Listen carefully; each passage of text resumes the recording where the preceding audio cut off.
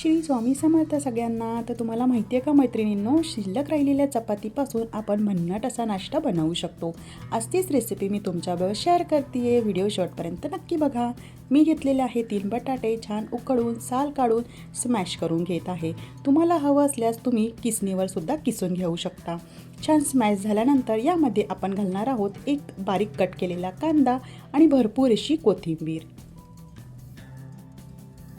व्यवस्थित असं मिक्स करून घेऊया, म्हणजे बटाटे, कांदा आणि कोथिंबीर छान असे मिक्स व्हायला हवेत. त्यानंतर यामध्ये आपण सुके मसाले ॲड करूया. 1 चमचा लाल तिखट आपल्या आवडीनुसार कमी जास्ती करू शकतो. अर्धा चमचा हळद, अर्धा चमचा धने पावडर, अर्धा चमचा जिरे पावडर. छान भन्नाट टेस्ट येण्यासाठी मी यामध्ये काळं मीठसुद्धा घातलेलं आहे. त्यानंतर चवीनुसार मीठ, तुम्ही चाट मसालासुद्धा याच्यामध्ये घालू शकता. हाताने व्यवस्थित असं मिक्स करून घेऊया. चमच्यानेपेक्षा हाताने छान असं मिक्स होतं.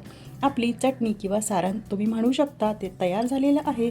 शिल्लक राहिलेली चपाती किंवा ताजी सकाळी केलेली चपाती जरी असेल तरी तीसुद्धा तुम्ही घेऊ शकता, पण अगदीच फ्रेश चपाती नको घ्यायला.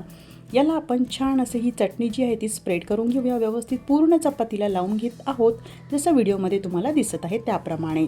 आणि छान असा रोल करून घेऊया. जरुरी नाही आहे की एकदम घट्टच असा रोल केला पाहिजे, पण व्यवस्थित सगळं पॅक होईल असं तुम्ही रोल बनवू शकता.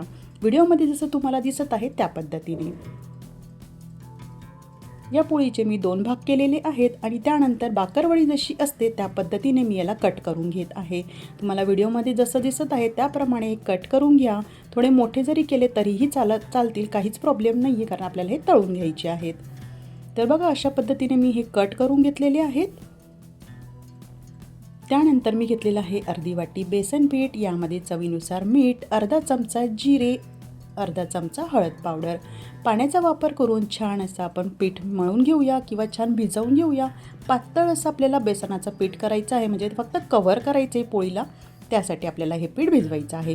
तुम्ही याऐवजी कॉर्नफ्लॉवरसुद्धा घेऊ शकता.